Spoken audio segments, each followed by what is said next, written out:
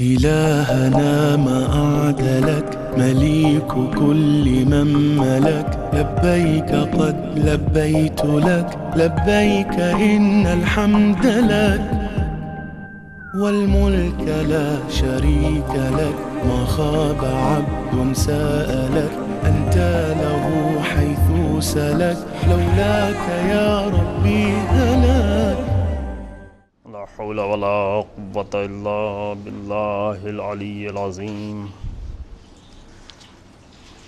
أعوذ بالله من الشيطان اللعين الرجيم بسم الله الرحمن الرحيم الحمد لله رب العالمين والصلاة والسلام على سيد الأنبياء والمرسلين خاتم النبيين بالقاسم محمد اللهم صل على محمد وآل محمد وعجل فرجهم ثم الصلاة والسلام على أهل بيته الأطيبين الأطهرين المعصومين المظلومين الذين أذهب الله عنهم الرجس وطهرهم تطهيرا اللهم صل على محمد وآل محمد وعجل فرجهم واللعنة الدائمة الباقية على أعدائهم أجمعين أما بعد فقد قال رسول الله صلى الله عليه وآله يا أبا ذر احفظ ما أوصيك به تكن سعيدا في الدنيا والآخرة يا أبا ذر نعمتان مغبون فيهما كثير من الناس الصحة والفراغ يا أبا ذر اغتنم خمسا قبل خمس شبابك قبل هرمك وصحتك قبل سقمك وغناك قبل فقرك وفراغك قبل شغلك وحياتك قبل موتك صلوات محمد اللهم صل على محمد وآل محمد وعجل فرجهم ذات ختمی مرتبت حضرت پیغمبر اکرم صلی اللہ علیہ وآلہ وسلم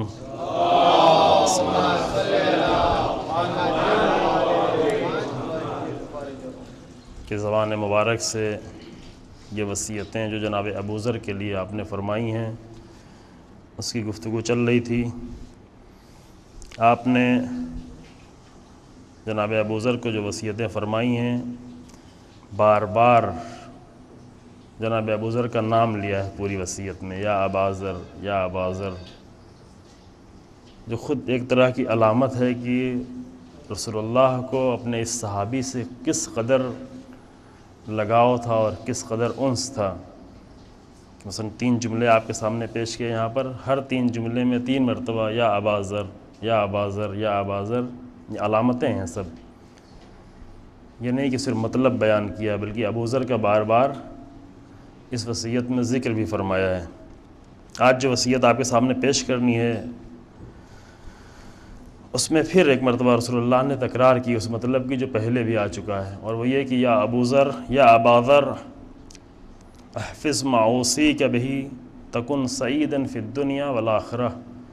اے ابوذر جو میں وصیت کر رہا ہوں اس کو یاد کر لو، احفظ اس کو محفوظ کر لو، اس کو یاد کر لو اس وصیت کو، کہ یہ وصیت ذریعہ بنے گی سعیداً فی الدنیا والآخرہ، دنیا میں بھی سعادت کا ذریعہ اور آخرت میں بھی سعادت کا ذریعہ. اس کے پہلے بھی یہ مطلب آپ کے سامنے آ چکا اسی وصیت میں کہ رسول اللہ پھر مزید تکرار فرما رہے ہیں کہ اس وصیت کو محفوظ کرو، اس وصیت کو یاد کرو کہ دنیا اور آخرت دونوں میں تمہیں سعادت نصیب ہو اور کامیابی نصیب ہو. کہ اس کے پہلے عرض کیا گیا کہ اسلام جس نگاہ سے انسان کو دیکھتا ہے وہ نگاہ یہ ہے کہ انسان کو دنیا میں بھی عزت و سربلندی و کامیابی نصیب ہو، اور آخرت میں بھی انسان سربلند ہو۔ دونوں کائنات کے ان دونوں رخ کو جو ہے اسلام اپنی نگاہ میں رکھتا ہے، لہذا اس وصیت میں بھی دونوں طرف توجہ کی گئی ہے۔ اس کے بعد جو وصیت فرما رہے ہیں اس میں دونوں کامیابیاں دکھتی ہیں، انسان کو سمجھ میں آتی بالکل نظروں کے سامنے، اور وہ یہ ہے کہ فرمایا یا ابا ذر نعمتان مغبون فیہما کثیر من الناس، دو نعمتیں ایسی ہیں کہ جس میں دنیا کے بہت سارے لوگوں نے گھاٹا اٹھایا ہے۔ مغبون گھاٹا اٹھانے والے، خسارہ اٹھانے والے۔ دو اللہ کی طرف سے دی ہوئی نعمتیں انسان کو ایسی عطا ہوئی ہیں، دو نعمتیں کہ جن میں بہت سارے لوگوں نے خسارہ، نقصان اٹھایا ہے۔ اور جناب ابوذر کو یہ رسول اللہ سمجھا رہے ہیں کہ دیکھو ایسا نہیں ہو کہ ان دو نعمتوں میں تمہیں بھی نقصان اٹھانا پڑ جائے، لہذا ان دو نعمتوں کا خیال رکھنا۔ کیا ہے وہ دو نعمتیں؟ الصحت والفراغ، ایک صحت، سلامتی انسان کی، دوسرے فراغ یعنی فرصت کے لمحات، فراغت کے لمحات۔ یہ دو نعمتیں ہیں انسان کی، یہ دو نعمتیں انسان کو ملتی ہیں، لیکن ان دو نعمتوں کے استعمال کے بارے میں رسول اللہ فرماتے ہیں، البتہ یہ فرمانا اس کا مشاہدہ ہم اپنی آنکھوں سے کرتے ہیں، اور وہ یہ ہے کہ ان دو نعمتوں کے بارے میں انسان بہت ہی گھاٹا اٹھاتا ہے، بہت ہی نقصان اٹھاتا ہے۔ پھر ان دو نعمتوں کے ذیل میں 5 نعمتوں کی طرف رسول اللہ نے ذکر کیا، ان نعمتوں کو پڑھ لیتے ہیں ترجمہ، پھر اس کے مطلب کی طرف تھوڑا سا داخل ہوتے ہیں انشاءاللہ۔ فرمایا یا ابا ذر، اے ابو ذر، اغتنم خمسا قبل خمس، 5 کے پہلے 5 کو غنیمت جانو۔ 5 ایسے حالات انسان کی زندگی میں آتے ہیں اور آتے ہی ہیں، ایسے 5 حالات آنے سے پہلے 5 نعمتوں کی قدر کرو، 5 نعمتوں کو غنیمت، اغتنم یعنی غنیمت جانو۔ وہ 5 چیزیں کیا ہیں؟ فرمایا شبابک قبل حرمک، قبل اس کے کہ بوڑھے ہو جاؤ، کمزور ہو جاؤ، توانائی ختم ہو جائے، قوت نہیں باقی رہے، اس سے پہلے اپنی جوانی کو غنیمت جانو۔ رسول اللہ جناب ابوذر کو وصیت کر رہے ہیں کہ جناب ابوذر کا وہ زمانہ تقریباً جوانی کے، جو عرب میں 40 سال اور 40 سال کے بعد تک جوانی کہی جاتی تھی۔ آج کے زمانے میں 40 سال کو جوان کہنا مشکل ہو جاتا ہے، لیکن اس وقت تک 50 سال تک بھی جوان سمجھا جاتا تھا انسان۔ فرمایا کہ بوڑھے ہونے سے پہلے، بوڑھا بھی وہ بوڑھا کہ جو محتاج ہو جائے، قدم قدم پر دوسروں کا محتاج۔ حرم اس بوڑھے کو کہتے ہیں جو قدم قدم پر محتاج ہو انسان کا۔ وہ زمانہ آنے سے پہلے اپنے شباب اور اپنی جوانی کو غنیمت جانو۔ وصحتک قبل سقمک، اور بیماری آنے سے پہلے اپنی سلامتی کو غنیمت جانو۔ وغناک قبل فقرک، اور غربت و فقر آنے سے پہلے اپنی بے نیازی کو غنیمت جانو۔ کبھی کبھی انسان بے نیاز ہونے کے بعد ممکن ہے فقر کی منزل میں پہنچ جائے، غریب ہو جائے، کمر ٹوٹ جائے، بزنس میں اس کو نقصان ہو جائے۔ ایسا وقت آنے سے پہلے جب تمہارے پاس دولت ہے، جب مال ہے، جب اختیار ہے، تو اس دولت کو اور اس غنا کو غنیمت جانو کہ فقر آنے کے بعد بہت سارے کام نہیں کر سکتے، اور جب تک غنا ہے اس وقت تک کر سکتے ہو۔ وفراغک قبل شغلک، اور قبل اس کے کہ تم مشغول ہو جاؤ، مشغول ہونے سے پہلے اپنے فرصت کو، اپنی فراغت کو، اس کو بھی غنیمت جانو۔ وحیاتک قبل موتک، اور موت آنے سے پہلے اپنی زندگی کو غنیمت جانو۔ یہ دو کی توضیح ہے، صحت اور فراغت کی توضیح ہے۔ رسول اللہ نے فرمایا کہ نعمتان مغبون فیہا کثیر من الناس، 2 نعمتیں جس میں بہت سارے لوگ گھاٹا اٹھاتے ہیں، ان 2 نعمتوں کی شرح ہے 5 چیزیں، وہی صحت و فراغت۔ خوب، یہ وصیت ہے رسول اللہ کی۔ اس وصیت کے ذیل میں جو مختصر سی گفتگو ہو چکی، ایک ایسی حقیقت کی طرف اشارہ کیا رسول اللہ نے جو عام طور سے انسان کی نظروں کے سامنے ہے، لیکن انسان صرف توجہ نہیں کرتا۔ کوئی نئی بات یہاں پر نہیں ہے، یہ ایسی فطری چیزیں ہیں کہ انسان اگر سوچے اور غور کرے اور فکر کرے تو شاید اس مطلب تک پہنچ جائے.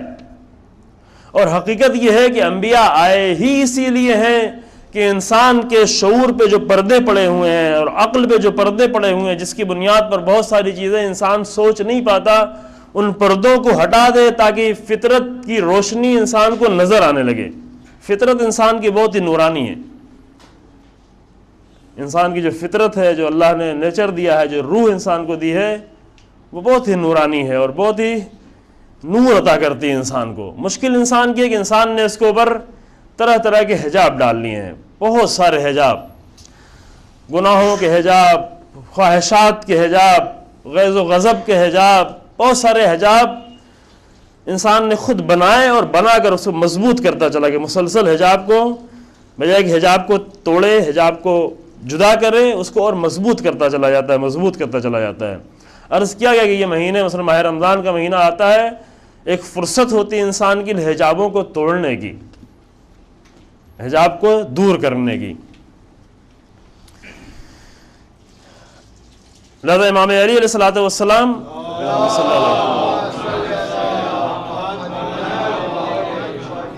نہج البلاغہ میں انبیاء علیہ السلام کے آنے کے جو مقصد بیان فرماتے ہیں، ایک مقصد یہ پہلے ہی خطبے میں ایک مقصد یہ بیان فرمایا کہ انبیاء اس لیے آئے ہیں تاکہ انسان کے جو عقل کے خزانے ہیں جو چھپے ہوئے ہیں حجابوں میں، ان خزانوں کو ابھار کر تثیر بہ دفائن العقول، عقل کے جو دفینے اور خزانے ہیں عقل کے، وہ جو چھپے ہوئے ہیں طرح طرح کے حجابوں میں، ان حجابوں کو توڑ کے عقل کے خزانے کو اچھال کر اوپر لے آئیں.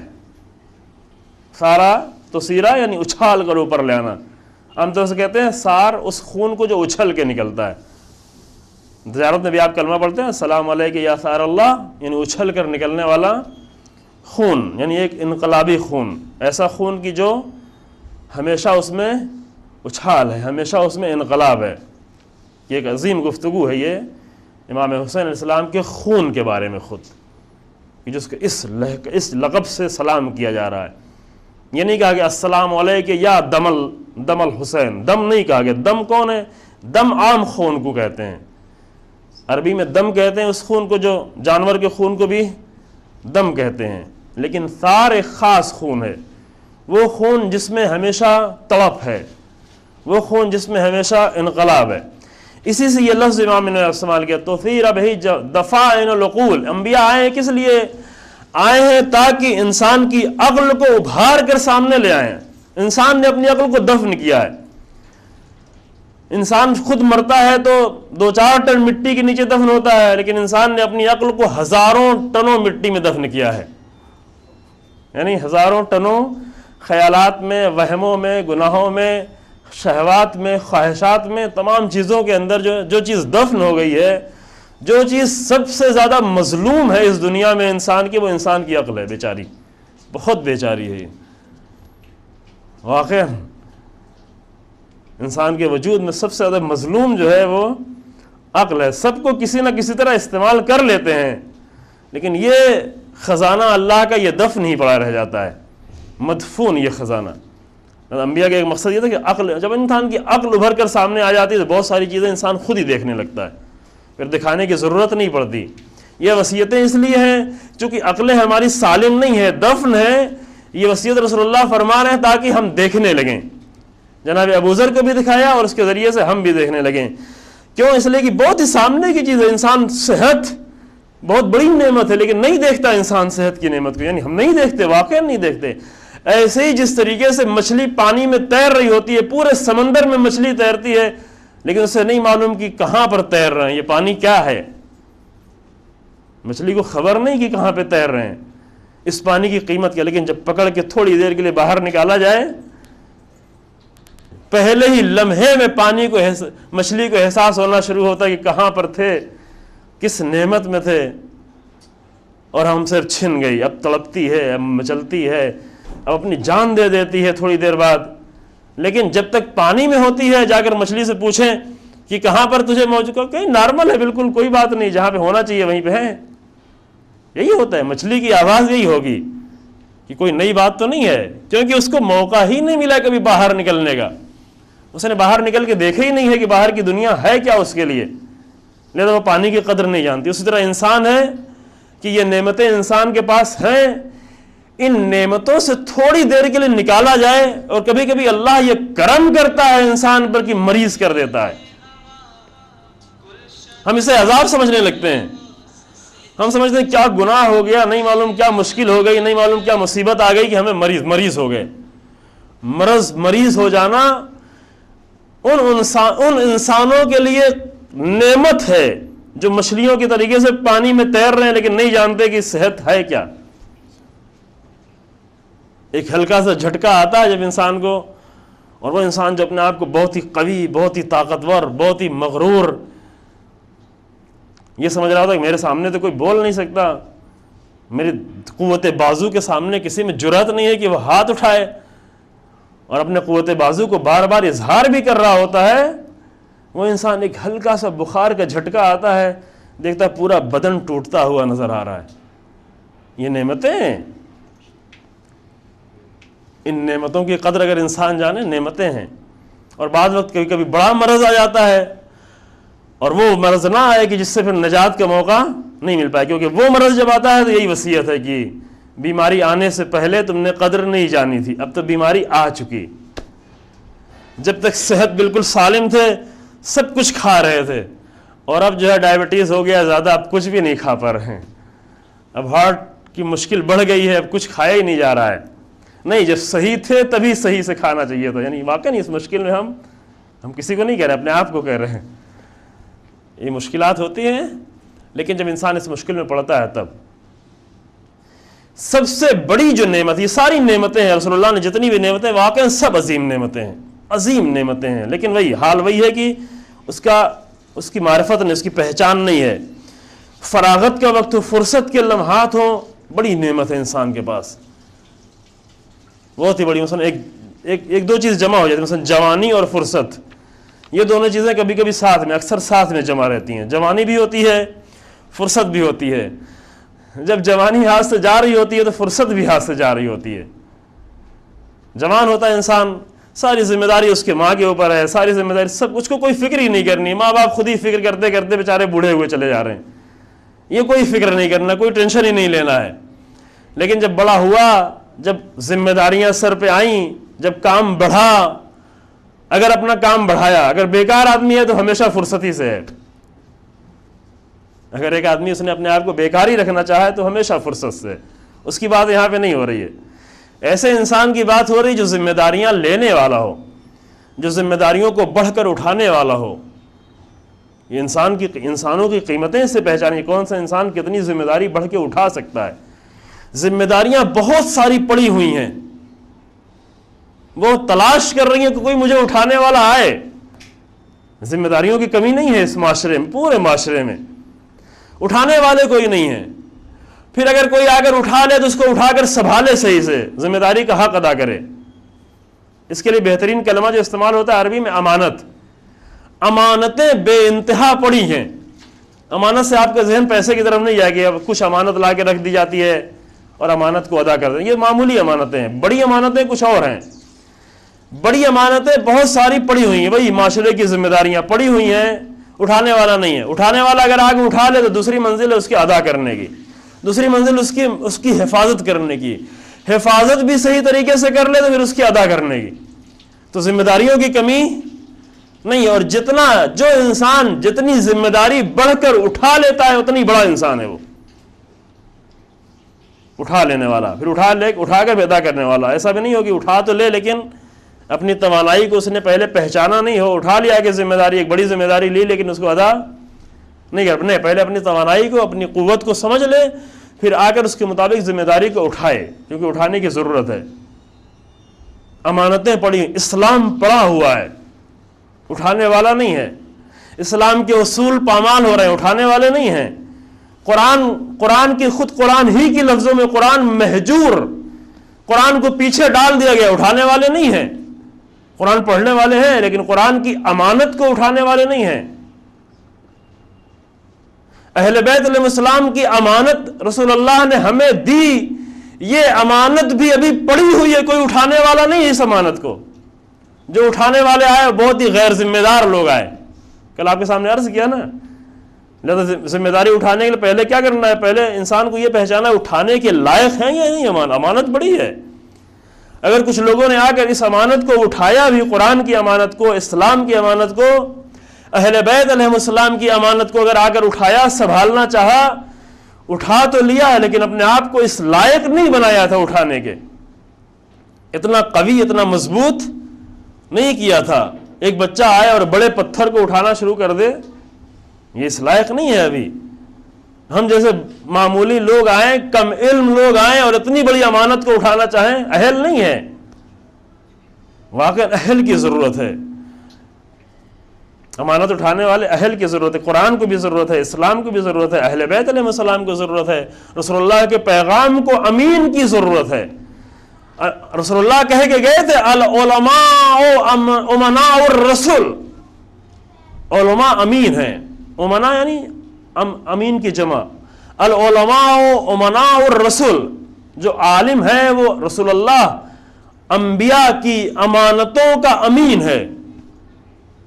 لیکن عالم بنے، کوئی عالم بن کے آئے تاکہ رسول کی امانت کو اٹھائے، چونکہ معمولی امانت نہیں ہے. رسول اللہ کے پاس جو امانت آتی ہے وہ ایسی، کم سے کم ایسی امانت ہے کہ اگر پہاڑوں پر نازل ہو جائے تو پہاڑ ٹکڑے ٹکڑے ہو جائیں. معمولی چیز تو نہیں ہے. ایسی امانت ہے کہ قرآن نے کہا کہ سب نے اٹھانے سے انکار کر دیا. انا عرضنا الامانۃ علی السماوات والارض والجبال فابین ان یحملنها واشفقنا منها وحملها الانسان. امانت ہے یہ. امانت معمولی امانت کی بات نہیں قرآن کہہ رہا ہے.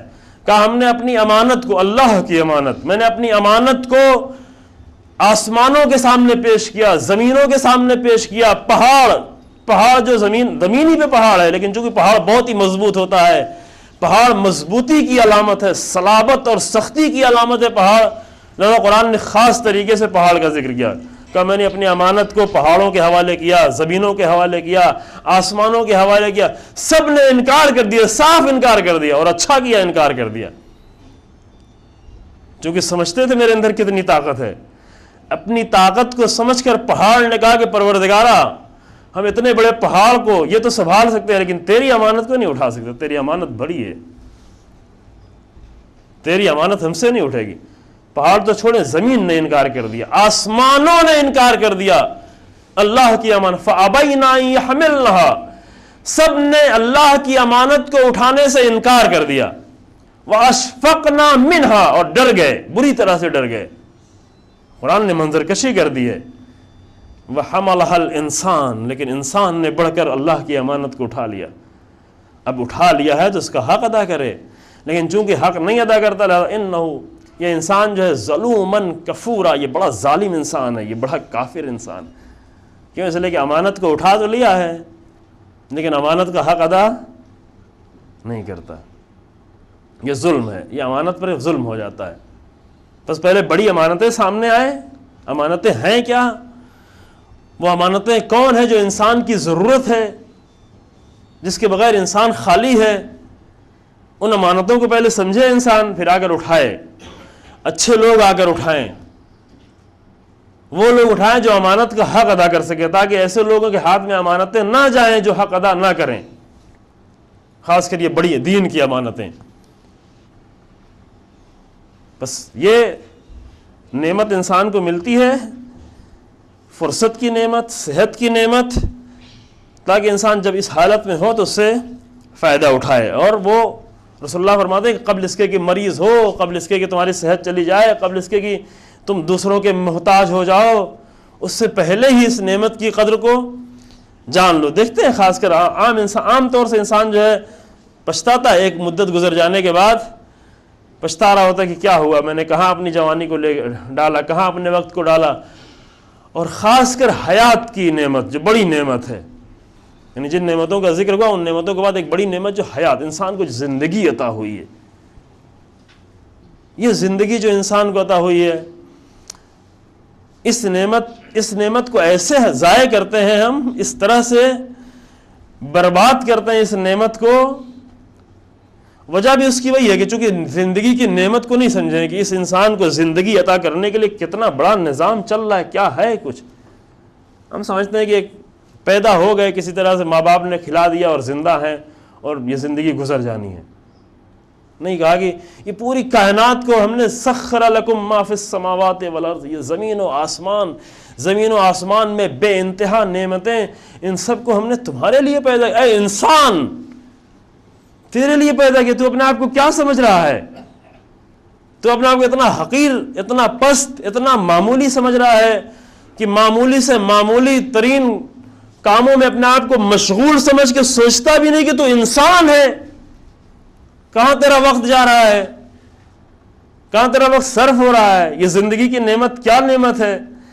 یہ زندگی کی نعمت ایسے ہی ہے. اس زندگی کی نعمت کو ہم ایسے ہی خرچ کرتے ہیں جیسے آپ فرض کریں، چونکہ زندگی جو ہے اصلی سرمایہ، انسان کا سب سے اصلی سرمایہ کیا ہے؟ یہی زندگی ہے. پھر زندگی میں ساری چیزیں ایڈ ہونی ہیں، جتنا انٹرسٹ آنا ہے وہ اسی زندگی میں. مثال سے بات جو ہے واضح ہوتی ہے. جیسے آپ بزنس کر رہے ہوتے ہیں، تجارت کر رہے ہوتے ہیں، اس بزنس میں ایک اصلی سرمایہ ہوتا ہے، اصل پونجی کہتے ہیں نا، کیپٹل منی جو ہوتی ہے، اصل پونجی، ایک اصل پونجی ہوتی ہے، بڑا سرمایہ، پھر اس میں اور چیزیں اضافہ ہوتی ہیں. ایک اصلی سرمایہ اللہ نے انسان کو دیا ہے، وہ ہے زندگی. اب اس زندگی میں اضافہ کرنا ہے انسان کو. جو زندگی دی ہے انسان کو، اس میں فضیلتیں اضافہ کرنی ہے، اخلاق اضافہ کرنا ہے، عظمتیں اضافہ کرنی ہے، ویلیوز اضافہ کرنی ہے، اضافہ کرنا ہے، انٹرسٹ، یہ سب آنا ہے زندگی میں.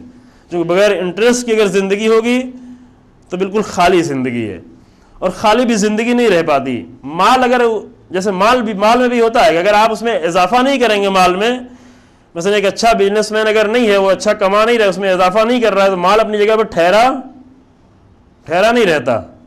مال خود بخود اس کی ویلیو کم ہوتی چلی جاتی، مسلسل کم ہوتی چلی جاتی. ہم سمجھتے ہیں ہمارے پاس اتنا پیسہ موجود ہے، لیکن 5 سال بعد اس پیسے کی ویلیو آدھی بھی نہیں رہ جاتی، 1/3 1/4 بھی نہیں رہ جاتی. بھائی بعض لوگ خوش ہوتے ہیں کہ بینک کو دے دو پیسہ، 5 سال بعد 2 گنا بینک ہمیں دیتی ہے. وہ بھی نقصان اٹھایا ہے، کیونکہ 5 سال بعد اس پیسے کی ویلیو 2 گنا ہونے کے بعد بھی کچھ نہیں رہ جائے گی، بہت کم ہو جائے گی. لہذا اگر انسان اس میں مزید اضافہ نہیں کرتا جا رہا ہے، جو کامیاب تاجر ہے وہ کیا کرتا ہے؟ مزید اس میں اس طرح سے تجارت کرتا ہے کہ اس میں مزید اضافہ ہوتا چلا جائے، مزید بڑھتا چلا جائے. اگر نہیں بڑھے گا تو اپنی حالت میں باقی بھی نہیں رہے گا، وہ خود بخود دھیرے دھیرے کم ہوتا چلا جائے گا. انسان کی زندگی کی بھی یہی حال ہے. اگر انسان اپنی زندگی میں اضافہ نہیں کرے گا تو یہ زندگی ٹھہری نہیں رہے گی. ایک بچے کو جو پاک و پاکیزہ زندگی اللہ عطا کرتا ہے، یہ اسی طریقے اگر اس میں اضافہ نہیں کیا گیا، فضیلتوں کا، کمالات کا، اخلاقیات کا، دین کا، اگر اس میں اضافہ نہیں کیا انسان نے، تو جس طرح بچہ تھا اس طرح اس کی زندگی ٹھہری نہیں رہے گی. یہ دھیرے دھیرے خود ہی نیچے ہوتی چلی جائے گی، دھیرے دھیرے خود ہی انسان کہیں ٹھہرا ہوا نہیں ہے، انسان کسی حالت میں رکا ہوا نہیں ہے. انسان یا ترقی کر رہا ہے، اگر ترقی نہیں کر رہا ہے تو زوال کر رہا ہے. یہ نہیں کہہ سکتا انسان کہ ہم ٹھہرے ہوئے، جیسے ہم پیدا ہوئے تھے، جیسے پاک و پاکیزہ اور معصوم، بچوں کو معصوم کہتے ہیں نا، واقعاً بچے یہ معصوم ہوتے ہیں، یعنی کوئی خطا نہیں، کوئی گناہ نہیں. لیکن انسان ایسا نہیں کہ کہے کہ ہم تو بس اسی طرح، ہم کچھ نہ کریں تب بھی ہم اپنی جگہ پہ ٹھہرے رہیں گے. نہیں، انسان ٹھہرا ہوا نہیں ہے. مسلسل انسان اگر نہیں آگے بڑھ رہا ہے تو مسلسل زوال کر رہا ہے، مسلسل پستی کی طرف جا رہا ہے، مسلسل برائیاں اسے کھینچ رہی ہیں، یعنی روکنے نہیں دیتا. انسان کو حالت پہ ٹھہرنے نہیں دیا جاتا. دوسرے موجودات ٹھہری ہوئی ہیں، پتھر اپنی جگہ پہ ٹھہر سکتا ہے، جمادات اپنی جگہ پہ ٹھہر سکتے ہیں، درخت اپنی جگہ پہ ٹھہر سکتے ہیں تھوڑا بہت کمی زیادتی کے ساتھ، حیوانات اپنی جگہ پہ ٹھہر سکتے ہیں، سال تک ٹھہر سکتے ہیں، لاکھوں سال تک. 1 لاکھ سال پہلے جو گھوڑا تھا وہی آج بھی ہے، اس میں کوئی فرق پڑنے والا نہیں ہے. وہی گھوڑے کی اچھال ہے، وہی گھوڑے کی تیزی ہے، وہی گھوڑے کی مضبوطی ہے، نہ اس میں کوئی کمی آنے والی ہے، نہ کوئی زیادتی آنے والی ہے. لیکن انسان ایسا نہیں ہے. انسان 9000 سال پہلے کچھ اور تھا. آغاز جو انسان کا کہتے ہیں 9000 سال پہلے، مثلا اگر مان لے صحیح ہے، یہ انسان، یہ فیملی، ضرور نہیں کہ یہی انسان، اس کے پہلے کوئی اور انسان نہ رہا ہو، معلوم نہیں، لیکن شاید رہا ہو، شاید اللہ کی قدرت وہ جا رہے ہیں. بعید ہے کہ ساری دنیا جو ہے سمٹی ہوئی ہو کہاں؟ یہ ایک فیملی ہے، جیسے ہمارا ایک گھرانہ چھوٹا ہے، اس میں ایک گھر میں 2 بیٹے ہوتے ہیں، 2-4 بچے، 1-2 بچے ہوتے ہیں، ماں باپ ہوتے ہیں، ایک فیملی ہوتی ہے. ویسے یہ بھی ایک 9-10 ہزار سال کی ایک فیملی ہے. ہماری 60-70 سال کی فیملی ہوتی ہے، یہ 9-10 ہزار سال کی فیملی ہے. انسان ایک فیملی ہے. باقی کتنی فیملی اور ہو اس دنیا میں نہیں معلوم، اس کے پہلے کتنی اور فیملی تھی نہیں معلوم. ہم سے چونکہ مربوط نہیں، لہٰذا اس کے بارے میں زیادہ پڑھنے کی بھی ضرورت نہیں ہے. ایسی چیزوں کے بارے میں انسان سوچے جو ہم سے ہے، جس کا کچھ رابطہ ہو. لیکن ہاں، اپنی اس فیملی کے بارے میں انسان کو سوچنا ہے. یہ ہماری فیملی، یہ انسان ٹھہرا ہوا نہیں ہے. ایک انسان تنہا جو پیدا ہوتا ہے وہ بھی مسلسل آگے بڑھ رہا ہے، انسانی نسل بھی مسلسل آگے بڑھ رہی ہے. انسان ٹھہرا ہوا نہیں ہے، ٹھہرنا نہیں ہے اسے. جناب نوح کے زمانے کا انسان اور تھا، آج کے زمانے کا انسان اور ہے. فرق ہے، ایک جیسا انسان نہیں. جناب نوح اولو العزم نبی ہو کر دعوت دیتے رہے 950 سال. قرآن کہتا ہے، یہ تاریخی بات بھی نہیں ہے، تاریخی بات میں شک کیا جا سکتا ہے، لیکن یہ قرآن کی بات ہے کہ الف سنہ الا 50، 1000 سال اس میں 50 کم، یعنی 950 سال تک نوح جیسا اولو العزم نبی تبلیغ کرتا رہا. کتنے آئے؟ 90 لوگ، چونکہ بہت انسان پستی کی حالت میں تھا. لیکن ابھی شاید انسان بہت تیزی سے آگے بڑھ رہا ہے، ابھی اتنا ہی مشکل نہیں ہے. ایک امام خمینی نے اٹھ کر دعوت دی دین کی، کتنے لوگ آئے؟ دعوت دینے والا ہو، انبیاء جیسی دعوت ہو، ہم لوگوں جیسی دعوت نہیں ہو. انبیاء جیسی دعوت دینا ابھی بھی ہم اگر شروع کر دیں تو آنے والے بہت آئیں گے. فرما رہے ہیں، کیونکہ انسان بھی مسلسل، انسانی نسل بھی مسلسل ترقی کر رہی ہے. البتہ ابھی اس منزل پہ نہیں پہنچی جس منزل پہ پہنچنا ہے. کہتے ہیں یہ بزرگان کے جملے، جیسے ایک انسان پہلے بچپن کا زمانہ ہوتا ہے، پھر جوانی کا زمانہ آتا ہے، پھر بڑھاپے کا زمانہ. 40 سال بعد انسان میچور ہو جاتا ہے، اس کی عقل جو ہے کامل ہو جاتی ہے. 40 سال بعد انسان کے سوچنے کا انداز دوسرا ہو جاتا ہے، بہت ہی مضبوطی سے اچھے سوچتا ہے. بچپن کے زمانے میں سوچنے والی کوئی بات ہی نہیں کو بچوں سے، خالی اس کو بچوں کو کارٹون دکھاؤ، بچوں کو جو ہے رنگ کی چیزیں دکھاؤ، بچوں کی تفریح کی چیزیں، یہ سوچ نہیں سکتے.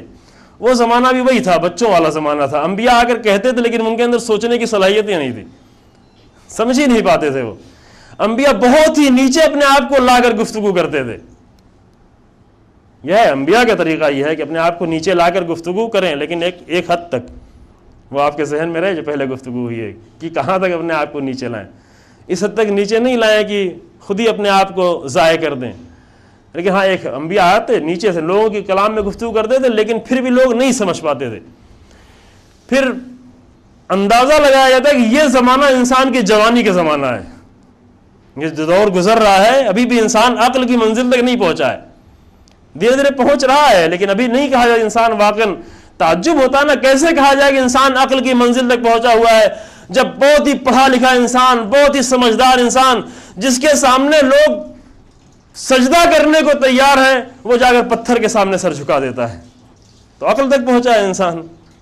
ایسے لوگ ہیں دنیا میں جس کو لوگ خدا ماننے کو تیار ہیں، اور اس کو جب جا کے دیکھے تو وہ بھی شام میں جا کر کسی پتھر کے سامنے سر جھکائے پڑا ہوتا ہے. یہ کون سا انسان ہے یہ، اور کون سی انسان کی عقل ہے یہ؟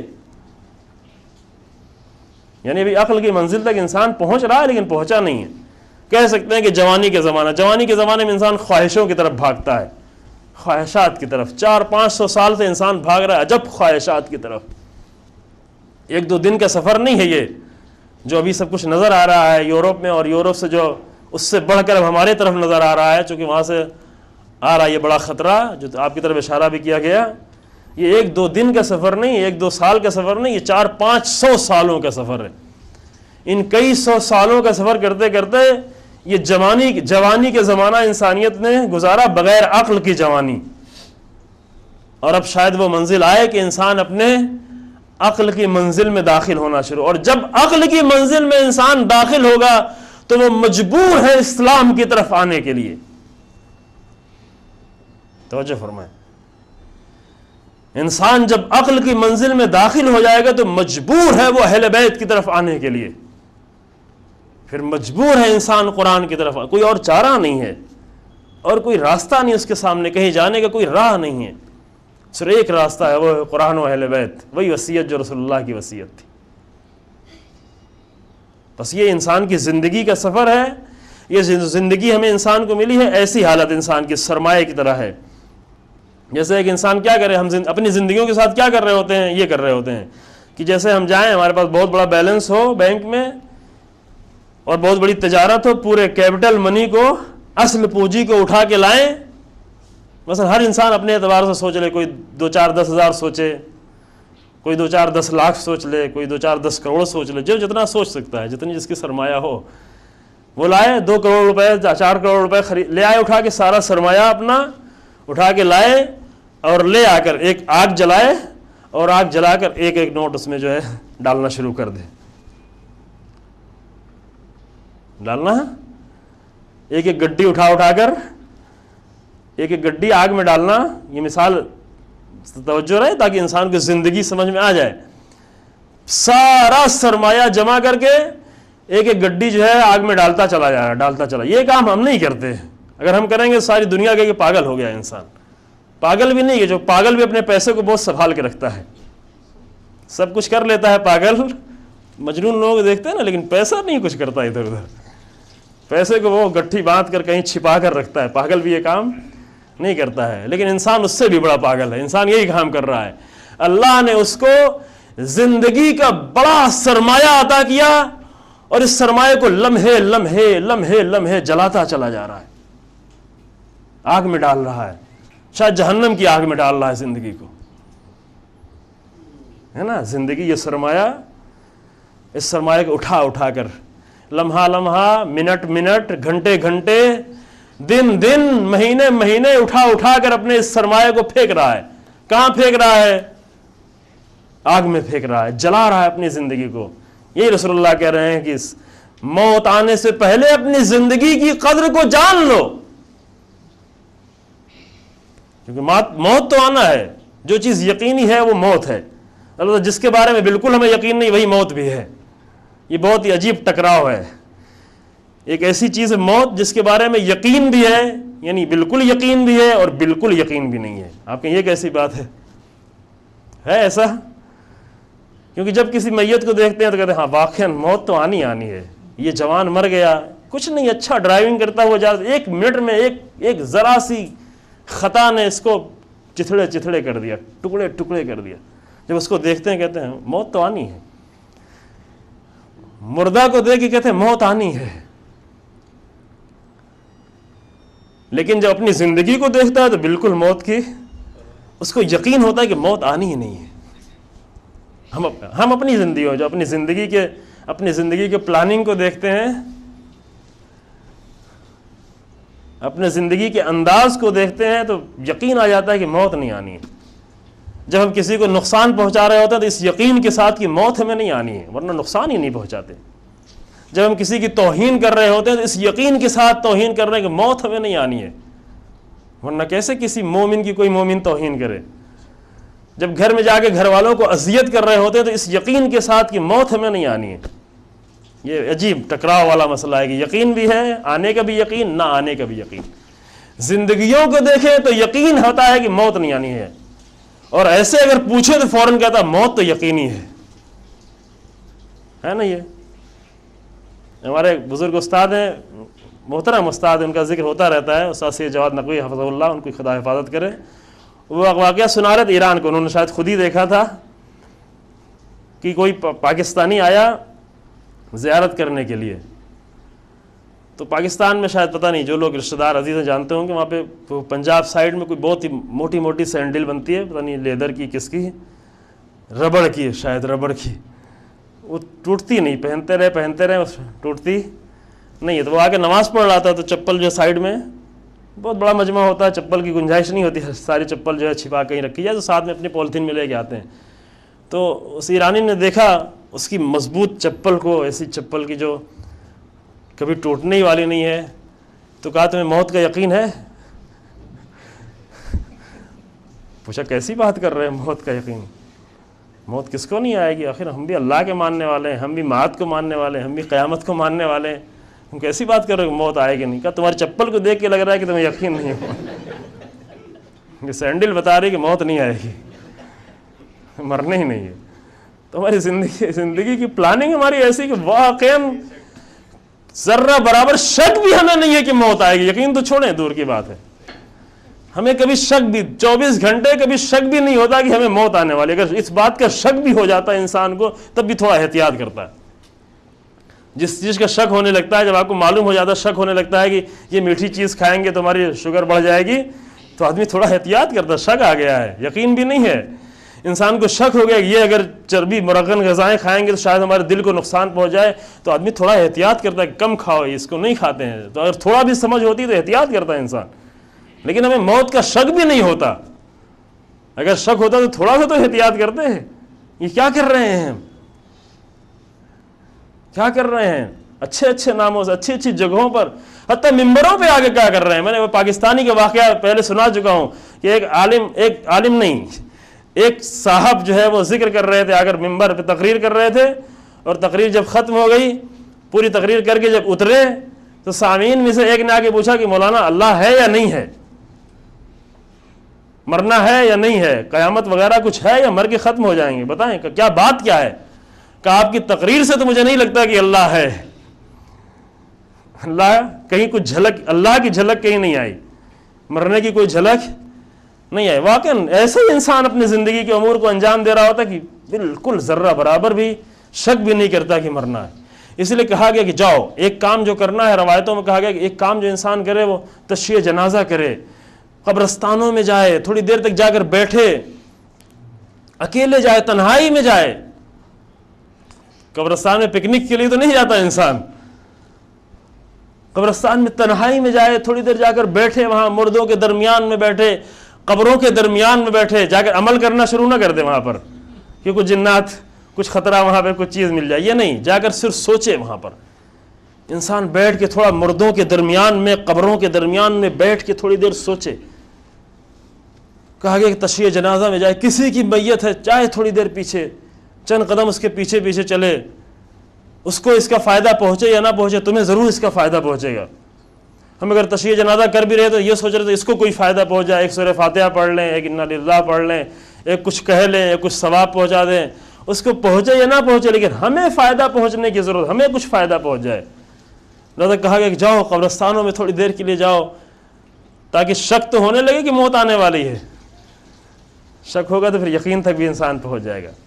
بس زندگی یہ ہے عزیزو, زندگی ایسی ہے کہ اس طرح انسان زندگی نہیں گزارے کہ خالی اٹھا کر اس زندگی کو گڈی پھینک رہا ہو کہاں پر. یہ مثال ذہن میں رہے تاکہ اصل مطلب زندگی کے مطلب بھی یاد رہے گا, اگر یہ مثال ذہن میں رہے گی.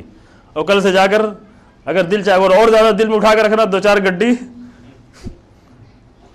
پھینک دے تاکہ معلوم ہو, یاد ہو کہ ہاں پھینکنے میں کتنا تکلیف ہوتی ہے. پھر اللہ نے جو یہ نعمت دی ہے, اللہ بھی دیکھ رہا ہے کہ میں نے انسان کو زندگی دی اور انسان زندگی کے ساتھ کیا کر رہا ہے. اللہ دیکھ رہا ہے. اگر آپ کا بیٹا گڈیاں اٹھا کر پھینکنا شروع کر دے تو آپ کی کیا حالت ہوتی ہے. ایک نوٹ اٹھا کے 10 روپے پھینک دے, عجیب حالت ہو جاتی ہے. 10 روپے کے لیے 10 روپے بچہ پھاڑنے لگا ہے تو اس کا دل دھڑکنے لگتا ہے, نوٹ پھاڑ دے رہا ہے, 10 روپے پھاڑ دے گا, اور یہاں پوری زندگی پھاڑ کے پھینک رہا ہے سمندر میں, پوری زندگی پھاڑ کے جہنم میں پھینکے جا رہا ہے. کوئی فکر ہی نہیں ہے انسان کو. اللہ مگر دیکھ رہا ہے. خالق تو وہ پروردگار ہے نا, وہ دیکھ رہا ہے کہ انسان زندگی کے ساتھ کیا کر رہا ہے, کس چیز میں مشغول کر رکھا ہے. مشغول کا بہت ہی مشغول ہے زندگی ہماری بہت ہی بزی ہے. ایک تھوڑی دیر کے لیے مجلس میں آ جاؤ, بہت بزی ہے, فرصت نہیں ہے, ٹائم نہیں ملتا, بہت کام بہت زیادہ ہے. کہ وہ پڑوسی بیچارہ مریض ہے, جا کے تھوڑی دیر عیادت کر لو, مشکل ہے. ہاں دل چاہتا ہے لیکن کہاں سے ٹائم نکالیں, فرصت نہیں ہے, واقعاً فرصت نہیں انسان کو. ماں باپ کے پاس چلے جاؤ, ماں باپ کو تنہا ایک فلیٹ میں چھوڑ دیا ہے, جا کے ماں باپ کے پاس تھوڑی دیر بیٹھو, چونکہ تمہارے ماں باپ کی آرزو ہے کہ صرف اپنی آنکھوں سے تمہیں دیکھیں اور کچھ نہیں چاہیے. تمہارے پاس پیسہ نہیں ہے تو فروٹس نہیں لے جاؤ, تمہارے پاس پیسہ نہیں ہے کچھ بھی نہیں لے جاؤ, مسئلہ نہیں ہے. ان کو تمہارے پھلوں کی اور تمہاری پیسوں کی ضرورت نہیں ہے, وہ ایک نگاہ بھر کے تمہیں دیکھنا چاہتے ہیں. لیکن جب یورپین کلچر جو آ رہا ہے اس میں یہی ہے کہ ماں باپ کو دیکھنے کی فرصت بھی نہیں ہے. شاید نہیں آپ کو معلوم کتنی خبریں یہی یورپ کی ہیں کہ انسان مر گیا, جب بدبو پھیلی، سڑا انسان، پڑوسیوں کو بدبو لگی تو معلوم ہے انسان مر گیا ہے گھر میں، کیونکہ بیٹے کو اتنی بھی فرصت نہیں ایک مرتبہ ایک کال کر لے، ایک فون ملا دے کہ باپ میرا باپ ہے، ماں زندہ ہے یا زندہ نہیں ہے، نہیں ہے فرصت. پڑوسی کے لیے ذرا سی فرصت نہیں ہے. بہت ہی بزی ہے انسان، واقعاً بہت ہی بزی ہے انسان. کہا تھوڑی دیر مسجد میں آ جایا کرو. یہ جملہ میں نے رہبر انقلاب حفظہ اللہ کے پیش کیا آپ کے سامنے، میرا خیال سے شاید چند دن پہلے تقریر میں، گزشتہ سال تقریر میں فرمایا جملہ کہ کتنی نماز میں کتنا ٹائم لگتا ہے انسان. وہ نماز جو انسان کو اپنے پروردگار سے رابطے میں رکھے، وہ نماز، اس نماز میں کتنا وقت دینا ہے انسان کو. اگر انسان نہیں وقت ہے، مسئلہ نہیں کہا کہ تمہارے پاس ٹائم نہیں، ضروری زبردستی نماز، واجب نماز صرف تقاضا کیا گیا. واجب 17 رکعت نمازیں انسان 17 منٹ میں پڑھ سکتا ہے، صرف 17 منٹ. ضرور نہیں کہ آپ دیر تک بیٹھیں، آپ کو کام ہے آئیں پڑھ کے چلے جائیں. ایک مسئلہ ہوتا ہے ہم اپنی نمازوں کو جماعت میں بہت لمبا کر دیتے ہیں جس کی اتنی ضرورت نہیں ہوتی. جماعت کی نمازوں کو منع کیا کہ بہت لمبا نہ کیا جائے، لیکن سسٹم کچھ اس طرح سے بنا ہوا ہے کہ وہ لمبی ہوتی چلی جاتی ہے. ادھر افطار کا وقت دیر ہو رہی ہے، بیچارہ بھوکا ہے، لیکن ہماری نماز اور دعائیں ختم ہی نہیں ہوتی. ٹھیک ہے بعد میں جا کے دعائیں پڑھ. اللہ کہتا ہے 2 جملہ کا اور افطار کرو جلدی سے. اللہ یہ کہتا ہے اللہم لک اصمت وعلی رزقک افطرت وعلیک توکلت. تو کھاؤ، بھوکے ہو، پیاسے ہو.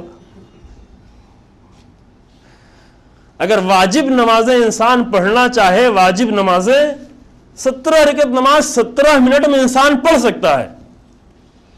یہ 17 منٹ کا وقت انسان کے پاس نہیں ہے. اللہ اکبر، نہیں ہے 17 منٹ کا وقت. اب یہ جملہ رہبر انقلاب سامنے کی بات ہے، لیکن وہی متوجہ کرنے والی ذات ہونا چاہیے اور وہ زبان ہونا چاہیے. وہی گزشتہ سال تقریر میں رہبر نے فرمایا کہ 17 منٹ کا وقت کیا ہے. کتنے زیادہ 17 منٹ انسان روزانہ کسی سیریل یا کسی فلم کے بیچ کے درمیان کے ایڈورٹیزمنٹ میں دے دیتا ہے جو بالکل بیکار ہوتے ہیں. اللہ فلم کا نام یہاں پہ نہیں لے چکے، یہاں پہ فلم کا نام نہیں لیا، یہ ایران کی بات کر رہے ہیں. مطلب یہاں سیریل بھی دیکھنا، اب تو یہاں کے ٹیلی ویژن ایسا ہی خبریں بھی دیکھنا مشکل ہے انسان کے لیے. لیکن جو دیکھتے ہیں اور جو بہت ہی پابندی کے ساتھ اس کو سیریل کو جو ہے یہ کے بعد دیگرے بہت ہی پابندی، کچھ ہو یا نہ ہو، چھوٹ جائے، سب کچھ چھوٹ جائے، لیکن سیریل نہیں چھوٹنے پائے. خاص کر خواتین اس میں بہت ہی پابند ہیں، بہت ہی سنجیدگی کے ساتھ، بہت ہی سیریس. اگر کوئی بھول بھی رہا ہے تو فون کر کے بتاتی ہیں کہ یاد ہے تمہیں سیریل آنے والا ہے نا. تو کتنے 17 منٹ گزر جاتے ہیں. کبھی ایک دن بیٹھ کے حساب لگائے انسان کی کتنے 17 منٹ وہ ایسی فضول چیز میں گزار دیتا ہے. وہ جو اتنے 17 منٹ ایسی فضول چیز میں گزار دیتا ہے، اسے 17 منٹ اللہ کے سامنے آ کر نماز پڑھنے کا نہیں ہے. کیوں؟ اس لیے کہ بہت بزی ہے انسان، اس کی زندگی بہت ہی بزی ہے. یہ نہیں آ سکتا، یہ مجلسوں میں نہیں آ سکتا، یہ نماز میں نہیں آ سکتا، یہ ذکر حسین میں نہیں آ سکتا. کیوں؟ اس لیے بہت ہی بزی انسان. بزی ہے کس چیز میں بزی ہے؟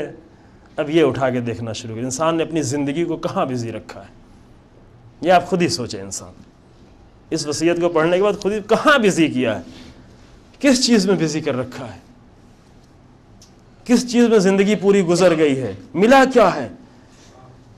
کیا ملا؟ کیا پایا اور کیا کھویا؟ انسان نے کھوئی ہے زندگی، ملا ہے اس کے بدلے میں کیا؟ تجارت کرتے ہیں نا، تجارت کرنے میں اگر کوئی بڑی قیمتی سامان دیتے ہیں تو بڑا قیمتی پیسہ بھی ادھر سے لیتے ہیں. مغبون یعنی کیا؟ یہ جملہ جو رسول اللہ نے سوال کیا کہ کثیر من الناس مغبون کثیر من الناس، مغبون ہے خسارے میں ہے بہت سارے لوگ. یعنی کون لوگ؟ یعنی جو تجارت کر رہے ہیں لیکن کیا کرتے ہیں؟ ایسے تاجر کو سوچیں جو بہت قیمتی چیز لا کے دے، مثلا سونا دے رہا ہو، جواب میں کیا اسے مل رہا ہو؟ بھوسا مل رہا ہو. بھوسا سمجھ رہے ہیں نا، جو جانور کھاتے ہیں. ایک ٹرک سونا لے کے جائے اور ایک ٹرک کیا لے کے آئے؟ بھوسا لے کے آئے. ہوشیار تاجر ہے یہ. ہم لوگ ایسے ہی تاجر ہیں، ہماری تجارت ایسے ہی ہے.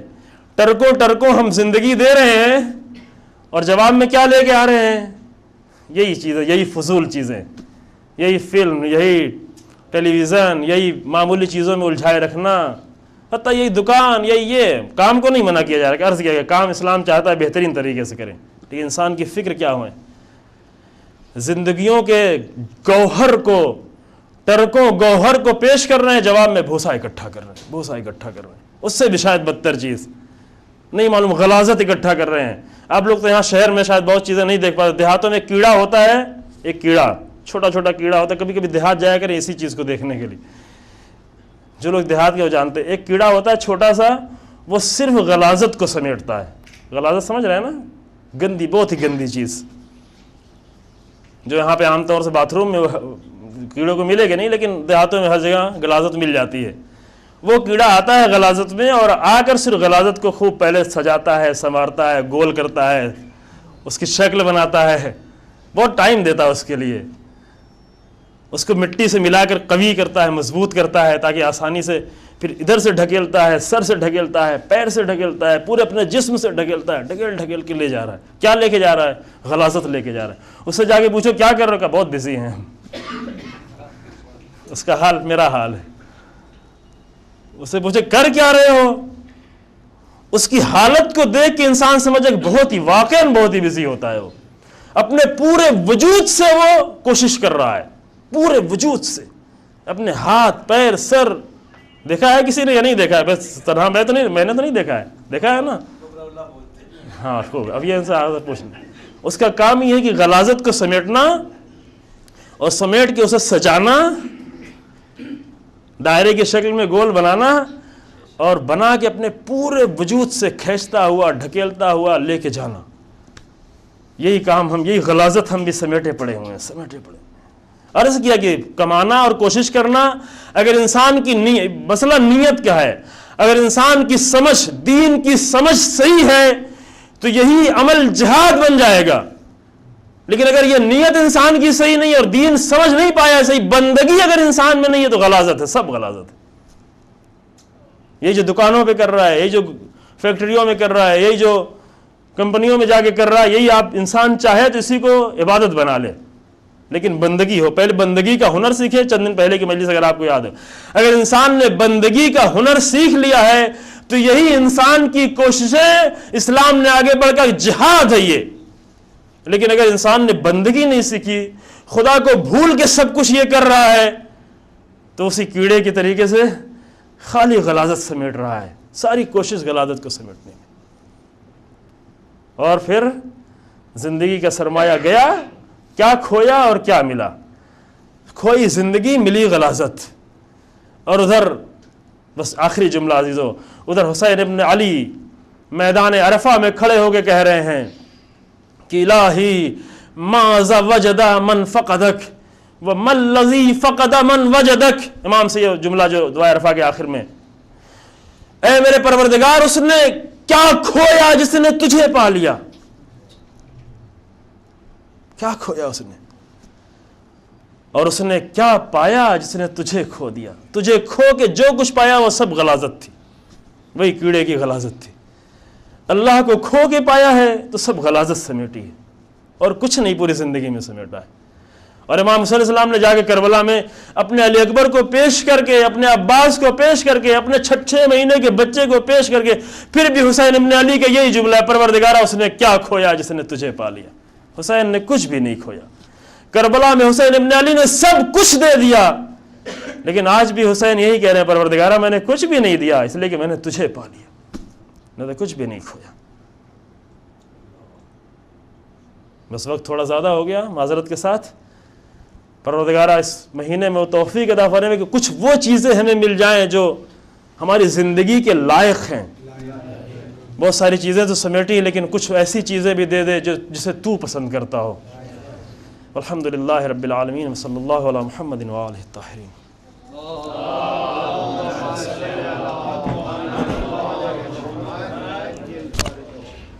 آقا حاضران محفل، السلام علیکم۔ وعلیکم السلام ورحمۃ اللہ۔ آقا آج 2 ہی سوال ہے۔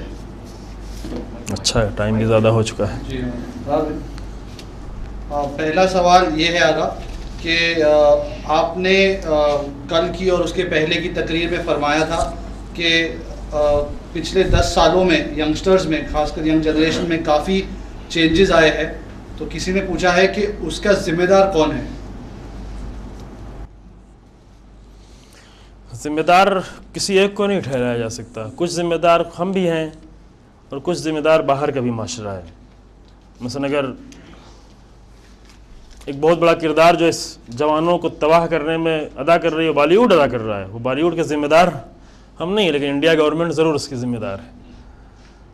انڈیا گورنمنٹ سے ہر مسلمان یہ تقاضا کر سکتا ہے، حتیٰ ہندو، وہ ہندو جو اپنے کلچر پہ کسی حد تک باقی ہے، جو کہ سب ہندو نہیں پسند کرتے ان چیزوں کو، اور ایسے مسائل میں ہندو کے ساتھ کام کیا جا سکتا ہے. تو جو فرمان ہے ہندو سے بھی گفتگو کی جا سکتی ہے. جو گندا کلچر آ رہا ہے اور جو لوگ نہیں پسند کرتے سب سے مل کے اس کلچر میں ایک بہت بڑا ذمہ دار جو ہے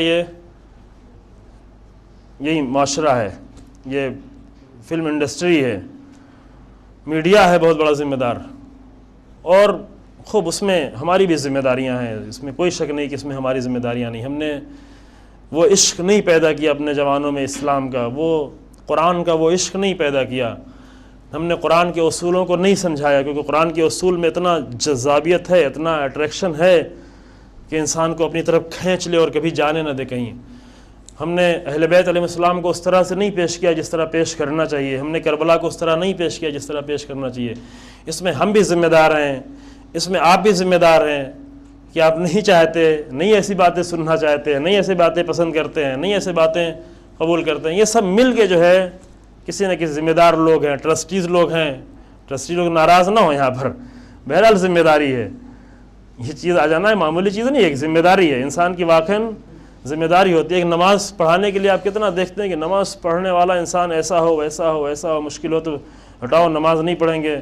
نماز اگر تھوڑا سا خراب بھی ہو جائے گی تو اللہ کیا نہیں معلوم اللہ کس نماز کو قبول کر لے، اتنا کوئی مسئلہ نہیں ہوتا. نماز جو ہے اللہ اتنی نماز کے اوپر نیچے کو نہیں دیکھ رہا ہوتا، انسان کی نیت کو دیکھ رہا ہوتا ہے. عبادت میں اصل اللہ انسان کی نیت کو دیکھتا ہے. بکرے کی قربانی لے آتے ہیں، دیکھتے ہیں کیسا ہے، کوئی نقص نہیں، یہ تو نہیں ہے، وہ تو نہیں ہے، اتنی بڑی مشکل اس میں نہیں ہے. لیکن اپنا دین دینے کے لیے جس کو بھی چاہتے ہیں اٹھا کے دین جو چاہے دے. جس سے بھی سیکھ کے آیا ہے، کہاں سے سیکھ کے آیا نہیں معلوم، قرآن سے کتنا سیکھا ہے نہیں معلوم، اہل بیت سے کتنا سیکھا ہے نہیں معلوم کہاں سے دین سیکھ کے آ گیا. سنی باتیں سیکھ کے آ کر دین، ذمہ داری کا مسئلہ ہے. یعنی ہم جیسے لوگ حقدار نہیں ہیں کہ آ کر دین بیان کریں. دین کے لیے اور امین انسان چاہیے. دین کو امین انسان چاہیے، جو آپ کے سامنے عرض کیا، امانت دار انسان چاہیے جو پوری امانت کے ساتھ آ کر دین کو بیان کرے. لفظ اس میں بہرحال سب کسی نہ کسی طریقے سے ذمہ دار ہیں اس کے. شکریہ. اور دوسرا سوال یہ ہے کہ محرم میں بہت ساری سبیلیں بنتی ہے، ان میں سے ان بھائی جان کی بھی ایک سبیل ہے. اس پر کافی لوگ آ کے نذران عقیدت چڑھاتے ہیں، جس میں انہوں نے دیا ہے کہ ناریل، پھول اور کھانے کی چیزیں. ان کا سوال یہ ہے کہ کیا یہ کرنا شریعت میں جائز ہے یا نہیں؟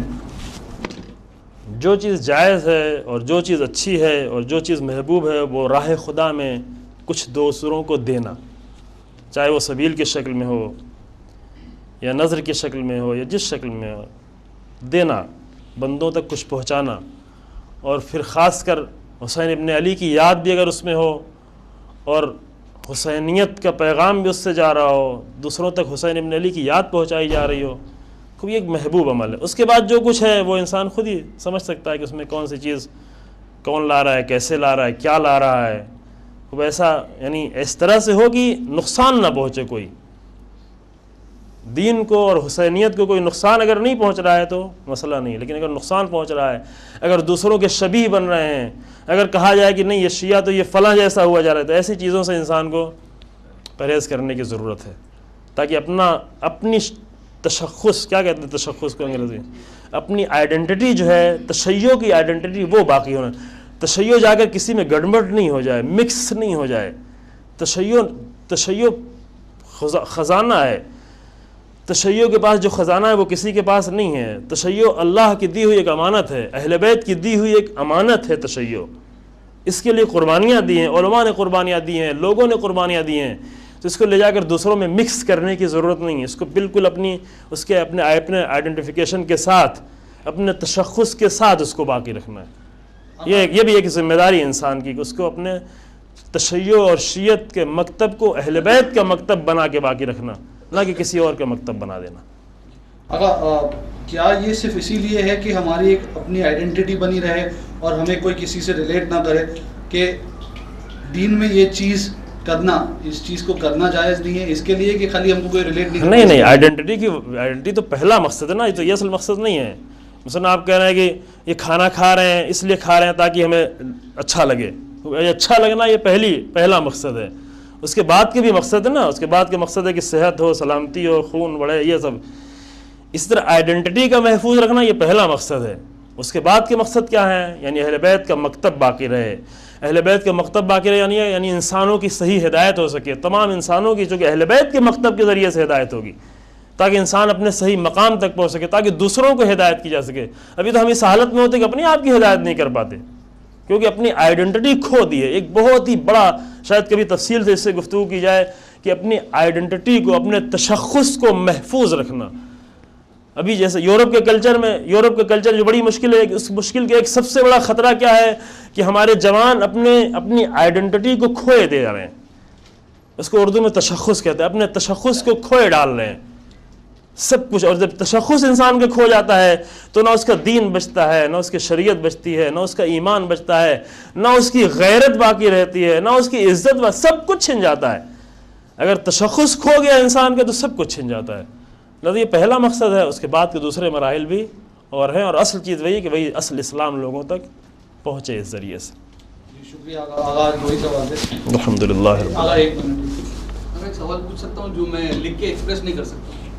جی بسم اللہ. یہ جو ناریل وغیرہ کا جو انہوں نے بتایا، یہ یہاں پہ ہندوؤں کے کلچر میں زیادہ ہے، جو اپنی مورتیوں کے سامنے یہ لوگ ناریل وغیرہ یہاں چڑھاتے ہیں. ویسے ہی ابھی ہمارے اس میں بھی ہوتا ہے، جیسے وہاں پہ کچھ تعزیہ وغیرہ بنتے ہیں تو جو لوگ بیٹھے ہوتے ہیں ان کے سامنے ناریل رکھا جاتا ہے. وہ ناریل توڑ کے آدھا ناریل وہاں رکھتے ہیں، آدھا ناریل لوگوں میں دیتے ہیں. یہ اکثر یہاں پہ ہندوؤں میں ہوتا جا رہا ہے. البتہ خوب بعض معاشروں میں، شاید یہاں بمبئی میں ناریل زیادہ پیدا ہوتا ہے. ساؤتھ میں دیکھا وہاں بھی یہ تھا، یہاں بھی ہے، لیکن ہم لوگوں کی طرف نہیں ہے. آپ یو پی میں کہیں چلے جائیں وہاں ناریل مہنگا ملتا ہے تو توڑنے میں تھوڑا مشکل لگتی ہے، اتنا مہنگا ناریل جو ہے خراب چلا جائے گا.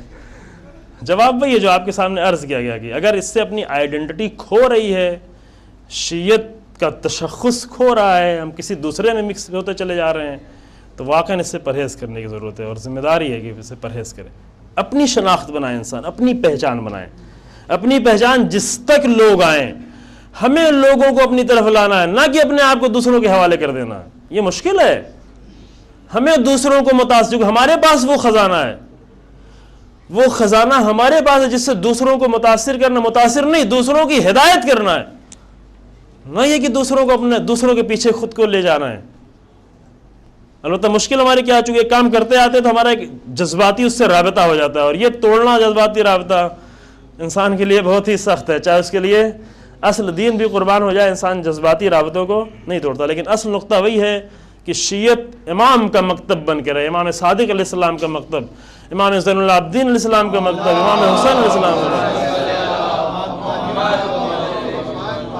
تشیع اور شیعت کو دوسرے عنوانوں سے نہیں پہچانا جائے جس سے شیعت بدنام نہ ہو جائے. اسے اپنی اصلی چیز کو بچا کے رکھنا ہے، اس کو محفوظ کر کے رکھنا ہے، اور اس کے لیے سب ذمہ دار بھی ہیں، بالکل سب ذمہ دار ہیں، کسی نہ کسی حد تک، اپنے گھر کی حد تک، اپنے بچوں کی حد تک، اپنے اثرات. الحمدللہ رب العالمین، صلی اللہ علی محمد و